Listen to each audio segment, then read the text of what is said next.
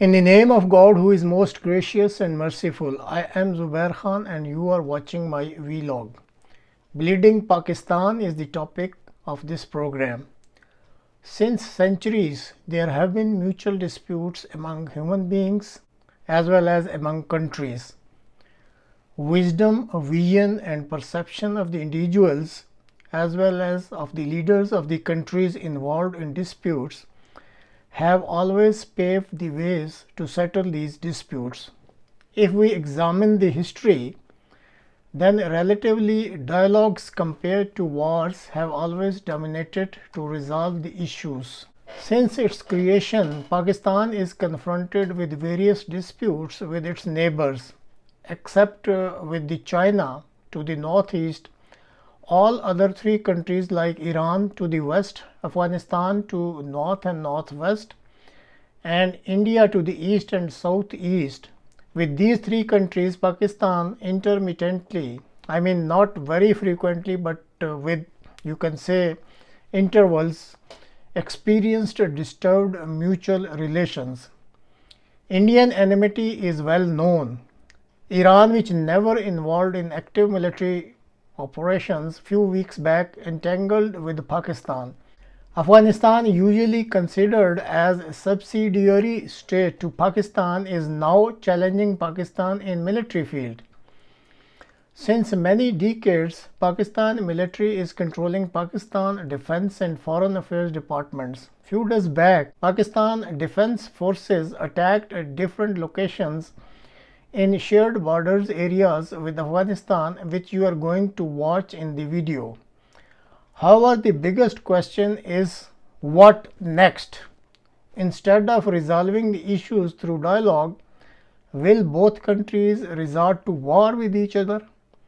If war starts between Pakistan and Afghanistan, who will benefit from it? Naturally, not the Pakistan, rather some other powers who are interested to have their hegemony in this region. Best option for Pakistan would be to consider Pakistan first and try to get the matter resolved through dialogue rather than becoming a proxy to some other superpower, and avoid further bloodshed in the region. Breakups can be ugly. There can be a lot of shouting, a lot of emotions, maybe even some salty messages. But this breakup has taken it to the next level. It involves fighter jets, airstrikes and terrorism. I'm talking about Pakistan and the Taliban. They're both clashing again. The Taliban says Pakistan bombed two Afghan areas. The first was Barmal in the Paktika province. The second was Sepera in Khost. Now, both provinces border Pakistan. The Taliban says Pakistani planes flew in at around 3 a.m. local time, dropped bombs in two places, then flew back. And casualties, around 8 people have been killed. The Taliban claimed that they were women and children. And what is Pakistan saying? Well, they have admitted to carrying out airstrikes, but not in Afghanistan. Islamabad says this operation was inside Pakistan. They claim 8 terrorists were killed. Now, the motive is pretty clear. Pakistan suffered a terror attack over the weekend. A military post in Waziristan was attacked. Around 7 soldiers were killed, and 2 of them were officers. Now, this attack was later claimed by a new terror group. It's called Jaish-e-Fursan-e-Mohammed. Pakistan says this group is based in Afghanistan and the Taliban shields them. So a response was always on the cards. A funeral for the slain Pakistani soldiers was held on Saturday. President Asif Ali Zardari and Army Chief Asim Munir attended it. Both men appeared quite involved. Take a look at this.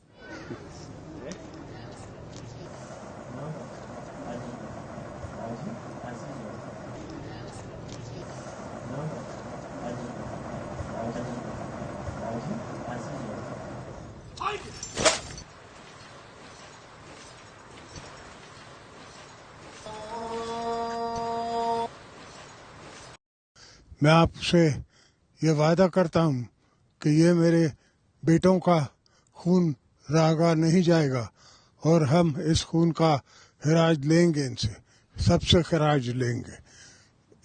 Pakistan ने यह तय कर लिया है कि जो भी हमारे सरहदों पे या हमारे घर में आके या हमारे मुल्क में आके जो भी टेररिज्म करेगा हम उसका मुंह तोड़ जवाब देंगे। So there was a warning. Pakistan's president hinted at a military response, and 24 hours later it came. But how is the Taliban reacting to it? Their statement makes for an interesting read. Let me quote from what the Taliban has said. We have a long experience of freedom struggles against superpowers. We do not allow anyone to invade our country. This is the Taliban saying. Pakistan should not blame Afghanistan for the lack of control, incompetence, and problems in its own territory. How about that? The Taliban says Pakistan is incompetent. And it's not just words. They're hitting back militarily too. There were reports of a gunfight near the border. Apparently, the Taliban fired at Pakistani military targets. So it's a cycle of tit-for-tat attacks. But how did things descend to this level, and what happens next? Let's go all the way back to 2021. Pakistan supported the Taliban's conquest of Kabul. They urged the global community to work with the Taliban to give them aid. But soon the equation changed. Pakistan needed the Taliban's help to contain the TTP, that's Tehreek-e-Taliban Pakistan, basically the Pakistani Taliban. Their goal is to establish an Islamic caliphate in the country. How? By toppling the current regime. But these Taliban have ethnic ties. Most of their rank and file are Pashtuns. So Pakistan hoped the Taliban would use their influence, maybe rein in the TTP, but the opposite has happened. A United Nations report has detailed this nexus. It says the Taliban is arming and funding the TTP. They're setting up training camps, giving them aid packages, and also shielding them from Pakistan. And the data supports this. Some 650 attacks were reported last year. They killed almost 1,000 Pakistanis. Around 93% of these attacks were in two provinces, Balochistan and Khyber Pakhtunkhwa. And what's special about them? Both provinces border Afghanistan. So you can join the dots here. The Taliban is giving a safe haven to the TTP. And what has Pakistan done about it? In 2022, they launched similar airstrikes. Around 47 Afghans were killed in the bombing. Then Afghan refugees were deported. There are 4 million of them in Pakistan. Around 1.7 million were ordered to leave. Again, the idea was to build pressure on Kabul, but no luck. Finally, Pakistan complained to the United Nations. They asked the United Nations Security Council to act against the Taliban. Again, no luck. Because the international community has moved on. They may criticize and condemn, but they're not coming to save Pakistan, which raises the question, what next? Well, this Pakistani regime looks weak. The civilian government is deeply unpopular, and the army's foothold has eroded. In January, the Iranians flew into Pakistani airspace. They bombed a border town in the west. So the regime had to send a message, a strong and symbolic message that Pakistan is capable of defending itself. Allahu Akbar. Hence this airstrike on Afghanistan. At the same time, they may not want an escalation. Why else would they deny striking inside Afghanistan? So the next move is the Taliban's. They have a lot of options to choose from. The easiest would be another proxy attack to unleash the TTP again. But either way, it's a lesson for Pakistan's generals. They backed the Afghan Taliban as good terrorists. They fought the Pakistani Taliban as bad terrorists. And now look at them.